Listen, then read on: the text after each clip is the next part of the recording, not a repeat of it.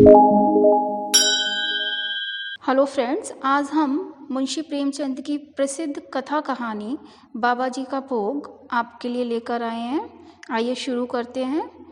रामधन अहीर के द्वार एक साधु आकर बोला, बच्चा तेरा कल्याण हो, कुछ साधु पर श्रद्धा कर।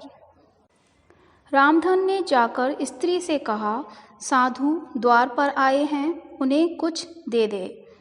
स्त्री बर्तन मांज रही थी और इस घोर चिंता में मग्न थी कि आज भोजन क्या बनेगा। घर में अनाज का एक दाना भी ना था। चैत का महीना था, किंतु यहाँ दोपहर ही को अंधेरा छा गया था। उपज सारी की सारी खलिहान से उठ गई। आधी महाजन ने ले ली, आधी जमींदार के प्यादों ने वसूल की। भूसा बेचा तो व्यापारी से गला छूटा, बस थोड़ी सी गांठ अपने हिस्से में आई। उसी को पीट पीट कर एक मन भर दाना निकला था। किसी तरह चैत का महीना पार हुआ। अब आगे क्या होगा? क्या बैल खाएंगे, क्या घर के प्राणी खाएंगे, यह ईश्वर ही जाने। पर द्वार पर साधु आ गया है, उसे निराश कैसे लौटाएं? अपने दिल में क्या कहेगा? स्त्री ने कहा, क्या दे दूं, कुछ तो रहा नहीं। रामधन, जा देख तो मटके में कुछ आटा वाटा मिल जाए तो ले आ। स्त्री ने कहा, मटके झाड़ पहुंचकर तो कल ही चूल्हा जला था, क्या उसमें बरकत होगी? रामधन, तो मुझसे तो यह ना कहा जाएगा कि बाबा घर में कुछ नहीं है, किसी और के घर से मांग लो।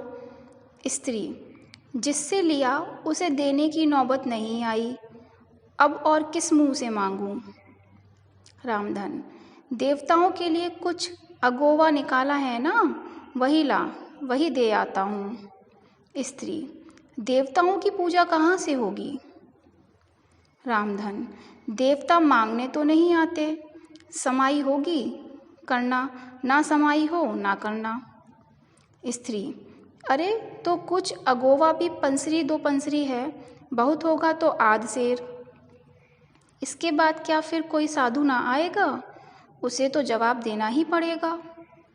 रामधन, यह बला तो टलेगी, फिर देखी जाएगी।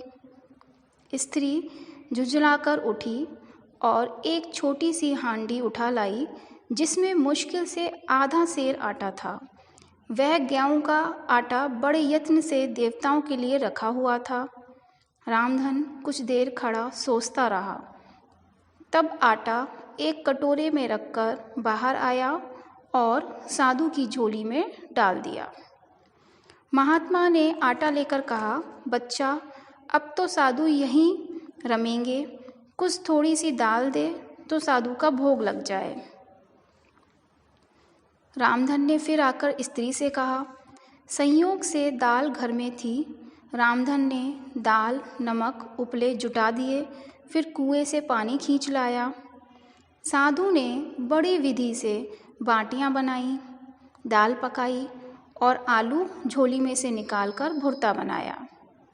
जब सब सामग्री तैयार हो गई तो रामधन से बोले, बच्चा भगवान के भोग के लिए कौड़ी भर घी चाहिए, रसोई पवित्र ना होगी तो भोग कैसे लगेगा?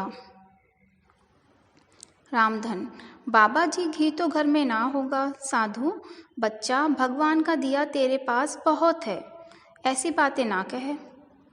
रामधन, महाराज मेरे गाय भैंस कुछ भी नहीं है, जाकर मालकिन से कहो तो। रामधन ने जाकर स्त्री से कहा, घी मांगते हैं। मांगने को भीख, पर घी बिना कौन नहीं धसता। स्त्री, तो इसी दाल में से थोड़ी लेकर बनिए के यहाँ से ला दो। जब सब किया है तो इतने के लिए उन्हें नाराज क्या करना।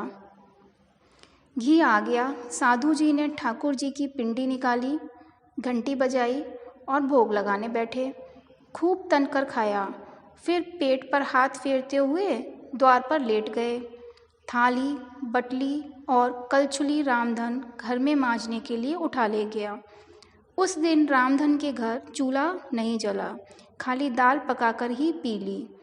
रामधन लेटा तो सोच रहा था, मुझसे तो अच्छा यही बाबा है, जिसको कम से कम पेट भर खाना तो मिल रहा है। यहाँ तो कमाने पर भी भूखे पेट सोना पड़ रहा है। तो ये थी आज की कहानी। तो हमें कमेंट करके ज़रूर बताइएगा कि आपको ये कहानी कैसी लगी, और सब्सक्राइब करना ना भूलें। जय हिंद।